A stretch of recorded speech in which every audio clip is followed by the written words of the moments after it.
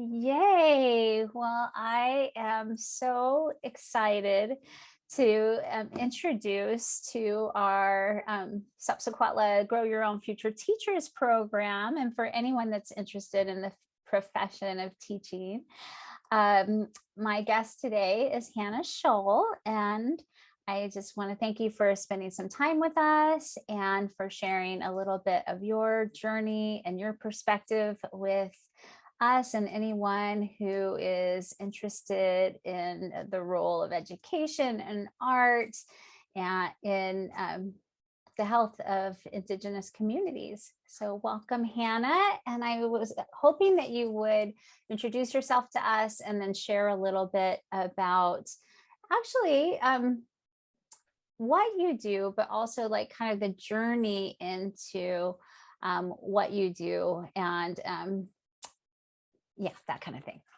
Okay, yeah. Well, Jemai, Koyana for having me. Um, my name is Hannah Sholl. My sister name is Arashuk, and I was born in Kodiak.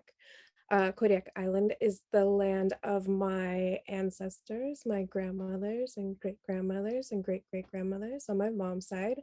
And I am a Sohbeak, culture bearer and artist and baby language learner and advocate and mom and wife and lover of our beautiful island and culture and indigenous cultures everywhere. I love that. Thank you for sharing a little bit of the many, many aspects of who you are with us. And so I'm curious about like when you, I'm just wondering if you could just share a little bit about your journey to becoming what you would consider to be an educator, a culture bearer, and an artist, because I don't, you probably can't pull them apart. They're probably all very, very all in one. So, how did you come to be all of the things? Yeah, you're very right. Like everything is very much so connected. Sorry, hold on one second. Snooze the motion detectors.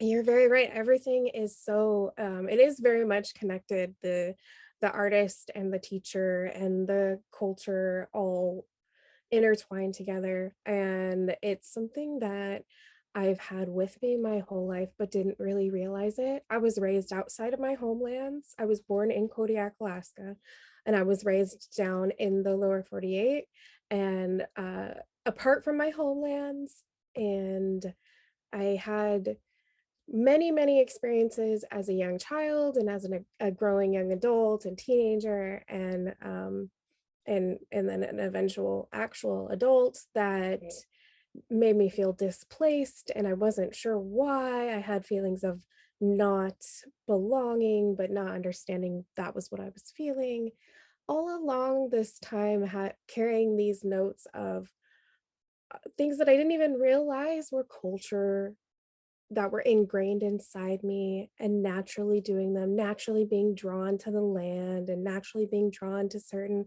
patterns and sounds and songs and emotions. And about the time I was, freshly 18, I ended up moving back to Kodiak, Alaska, and in that process of becoming moving from young adulthood to adulthood and motherhood, eventually through a lot of questionable decisions and times, I was able to find my cultural path through Alutiiq song and dance. And then, of course, that reawoken the fascinations with culture and reawoken pieces of me that I didn't even know I hadn't realized were missing. I always had this hole inside me and I didn't realize what it was, trying to fill those things with that hole with other things, you know, attention, drugs, alcohol, promiscuity, things that were just not healthy that we see our Indigenous youth go through and our youth in general go through. Uh, as I became this adult and I just rediscovered the cultural pieces that filled that hole, that really led me on this path of knowing that if I could fill that hole with Alutiiq song and dance and culture and art, which is my traditional pieces, that I this was possible for other children too. This could help other people too. This could help other children not have to go through this. This could help other young adults like myself at the time heal. And then as that progressed, the more research and opportunities and wonderful, phenomenal mentors that I was exposed to, and that just shared their knowledge and their wisdom with me so lovingly and caringly. And um, it just helped me realize not only was this my path to heal myself through culture, but also that it was my path to create a space or a world or a piece of art that inspired others to be able to do that themselves, whether it's heal their own pieces, that find their own pieces that were missing, or tell their own stories in their own ways.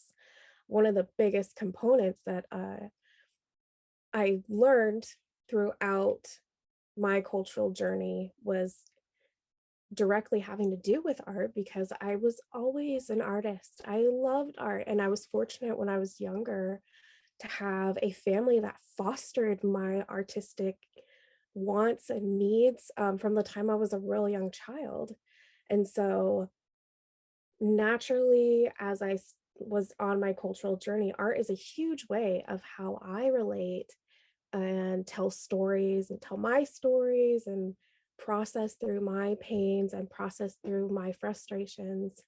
And so that is what I gravitate to. But not everyone feels that way about art. So, a big part of what I like to share and encourage people, especially when we're in a class together and people they apologize. I'm so sorry. I'm not a painter, or I'm so sorry. I just can't draw. And it's like, it's okay, because the trick is that anyone can process things this way, but really how to make it something magical is to find and use your superpower to help your culture.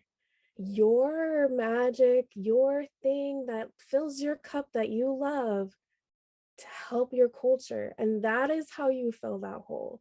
And some people are teachers, are linguists, artists, photographers, mechanics, gardeners. I mean, anything, you can do anything for the greater good of your culture. And so that is kind of what this starting out as being like this lost child, and then growing on this adventure of finding myself and my culture, and then realizing that anyone can do this. Like, we all have this ability. And so then that responsibility to then share that joy with others and watch people light up as they realize that they don't have to be perfect in a certain way in order to help themselves or their children or their elders or their grandparents or their community heal. They get to be themselves, and they can do that. That's so beautiful. Thank you. And yeah, thank you for stepping into that role of just um, knowing that you can maybe do this for other people, or try to prevent some of the pain and suffering that we all know that, we have to go through our own journeys, but that just stepping into that responsibility of teaching others. And, I don't know, like if you're in a traditional classroom or not, but certainly, like, what if all teachers, what if all students had teachers like you that really reflected that belief and their gifts and their ability and their magic. I mean, I think that school would be a very different place. So, what a gift for anyone that's watching this. So, this kind of brings me back to something that you said when you gave a presentation with our GYO participants. You said this thing called See One, Do One, Teach One. And I'm wondering if you wouldn't mind just explaining a little bit of like where that came from or what you meant from that. Yeah, the term "see one, do one, teach one," I think it's a medical term. I'm not quite sure where it comes from. It's definitely not from me, um, but it always pops into my mind when I, it like okay, so along this journey that we're on, especially in indigenous communities. I think of my own community. I think of communities in Alaska. I think of communities in the United States, and then also around the world. And each one is so unique. And I don't speak for all of them, but I do know that there's a general trend that pieces of our ancestors' history are ever fading away and we're losing our elders. Western society has changed how we think and our family structures and our dynamics. And a huge part of what took place here on Kodiak Island put to sleep a lot of our traditional ways of life, and not just when it comes to subsistence and housing and caring for each other, but things like weaving and embroidery and making regalia for celebrations and ceremonies and creating oil lamps, and then because of the amount of colonization and the amount of pieces of our ancestors that were kind of pulled apart throughout since the 1740s, a lot of those like real deep meaningful things were the knowledge behind what to do with them or how to create them or how to share them or how to bring them into regular life were kind of limited to journal entries from people who came to study our people. So that because no, and then they came to study our people knowing that we would be extinct, so they wanted to have this information. So we've got journal entries from people like that, and we have museum have pieces of ours all around the world, have pieces from Kodiak Island, and we're talking about special clothing that was worn for ceremonies and special baskets and bags and masks and lamps. So here we are, 2022, I think it is. Yeah, 2022. And all of a sudden, nobody is making these things. So I'm going to use an example of something that has been reawoken, but take oil lamps, for example. And the oil lamp is so special and so spiritual. And it was used, our ancestors used it as the center of their home. It was used for food, warmth, light. You had big ones, you had small ones. And you also, each of them carried their own spirit in them. So when they were stored upside down. So throughout the years, as things had developed around Kodiak Island and this tradition had faded away, you can still find old ancestral oil lamps, and they're always turned over. And people have them, and I just was at a store today, and I found there was one in the store, and there was one that was collected on Karluk, which is a village on our island, and that was for sale for $400. And I'm thinking, that is what the oil lamp has become now, but that's not it. And there's this whole, like, all of this whole generation, and even some younger and older generation, who crave the meaning behind that oil lamp and the usage behind it. So how can I support the reawakening of the oil lamp? Well, And of course, this started during the pandemic. And I had planned on teaching these in person, just traveling oil lamps. It ended up taking place over Zoom, and it was very much so the classes. I am not a professional carver. I am not a professional of pretty much anything, but I do have that belief that I can take this oil lamp, I can research about it and study it, and then I can put one physically in my hand, and then I can teach you, and then you can teach your children. You can carry on that next generation. So the knowledge, a lot of what I do in oil lamps is just one tiny thing. And most of everything also comes from a lot of verbal knowledge, mentors, a lot of people's opinions and everything too. But if you can gather this information in a respectful way, turn it into something tangible like a physical oil lamp, put it in someone else's hands where they can create their own family traditions around those oil lamps, then you have reawoken that practice. But you have to be able to go a step further and say, okay, now you do it. Now you have permit, you teach your children, you teach your grandchildren. It's your turn. And that's that C1 through these journals or in museums or in a thrift shop. Do one, create it so that it's physically part of my household. We have our family oil lamps, and then teach it to the next person and give them permission to see mine, do their own, and teach the next generations. Awesome. Thank you. What powerful pedagogy to pass on.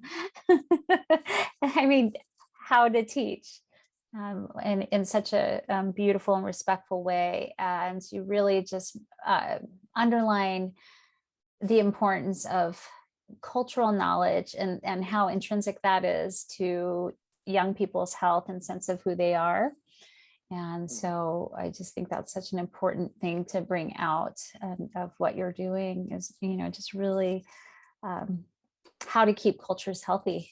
Mm-hmm. And the courage that it takes when you have to search for or reawoken, as you say, things that maybe aren't quite so around, or easily found. Yeah. Thanks to colonization, right? So thank you for that. Okay, let's see.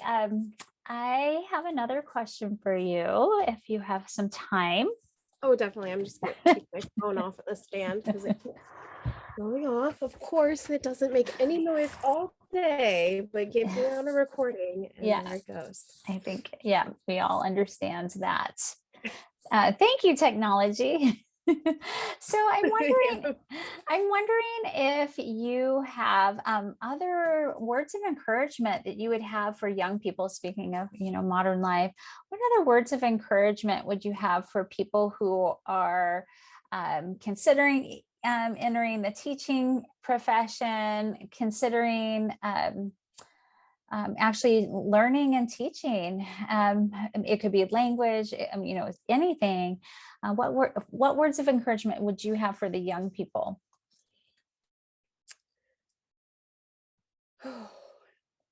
Being a teacher is, anything, cultural, math, bio, like a mom as a teacher is the most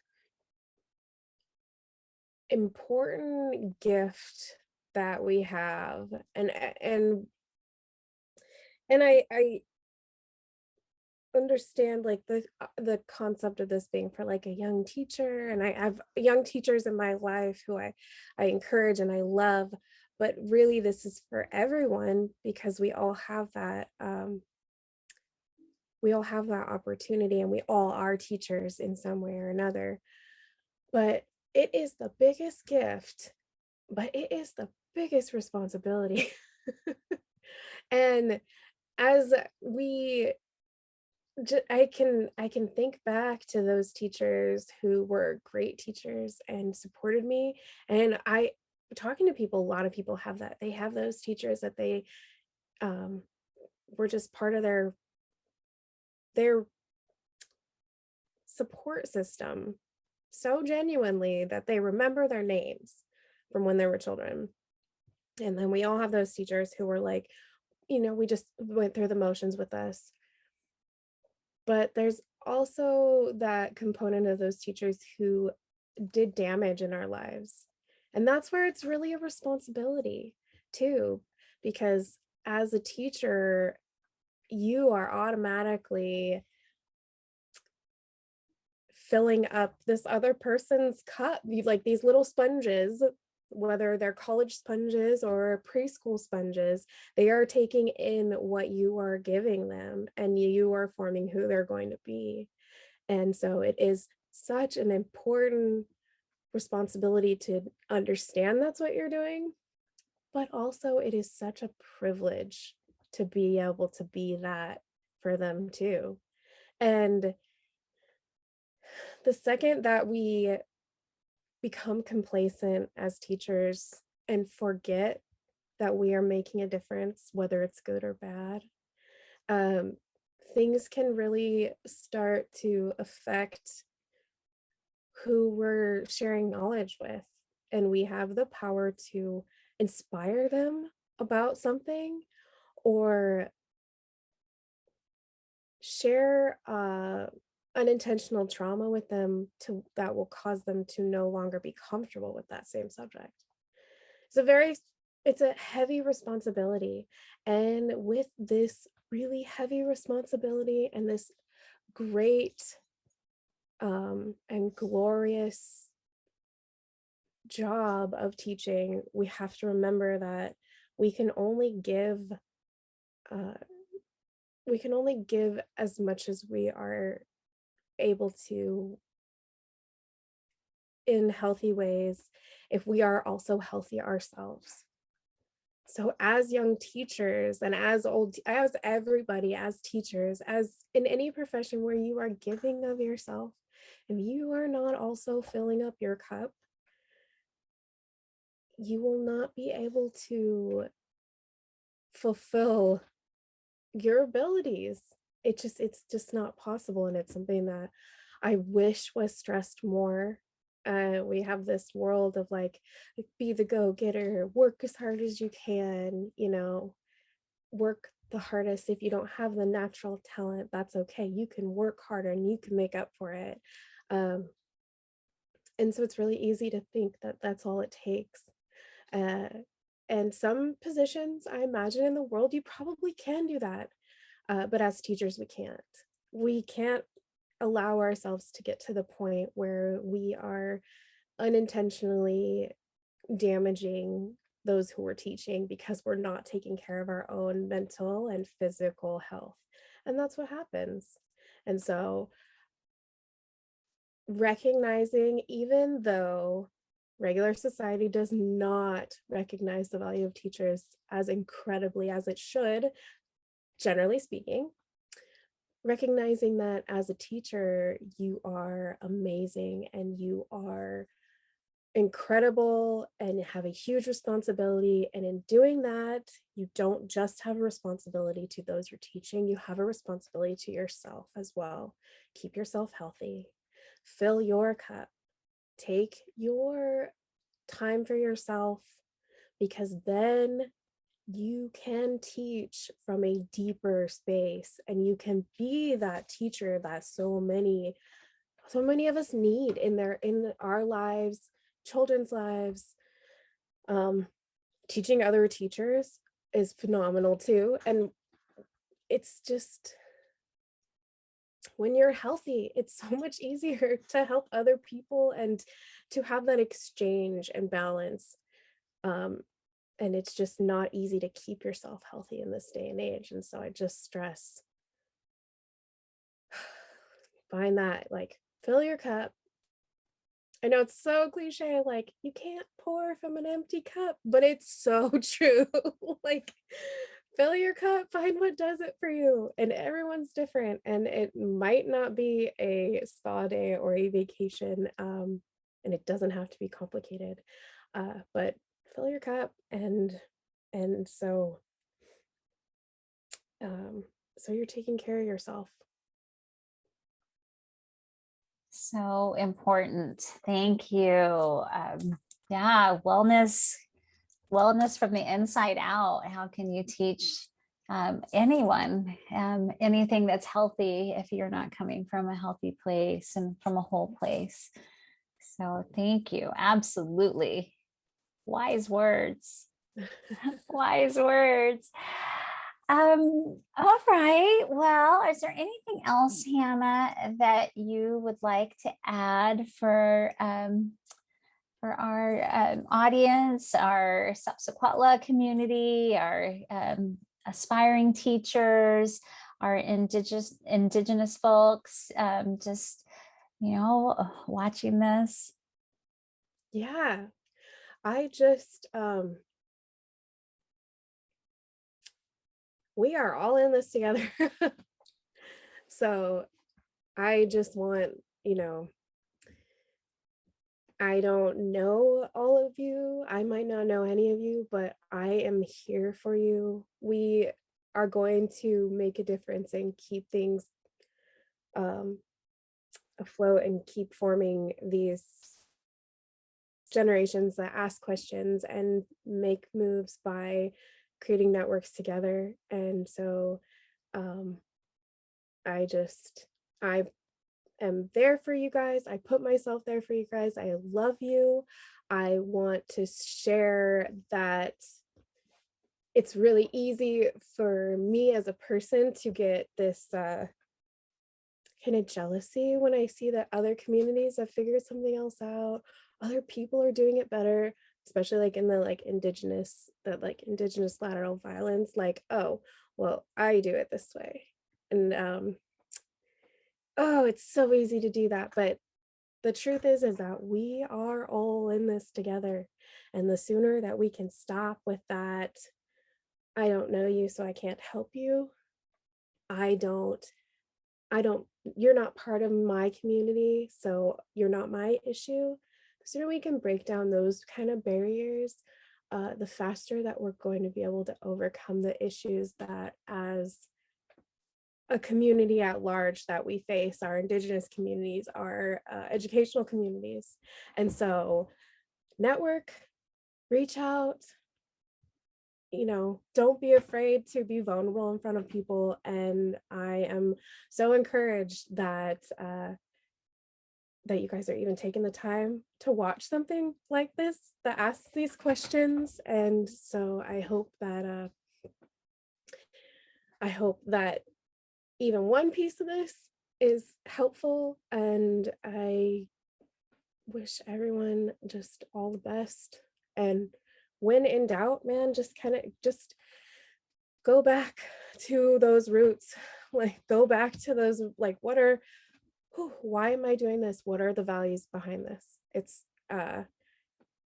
easy to get caught up in things, but like then I go back to those cultural values of like sharing, taking care of elders, preserving our language, preserving our land. So don't forget, this is overwhelming. Everything's overwhelming, but don't forget that you can always go back and just relax. And yeah, I don't know how to express it, but it's just like real, like we're all in this together. Like we just are all in this together. Be open to that idea.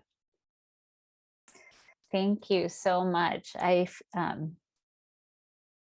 think that's where we need to be reminded of, of our hearts and where we came from and why we're doing what we do.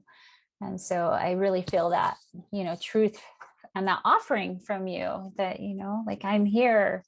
And so I just so appreciate, Hannah, your time and your just knowledge and your ability to communicate that, your vulnerability. You were an amazing teacher to me and to us. And so just thank you so Thank much. you. I appreciate that.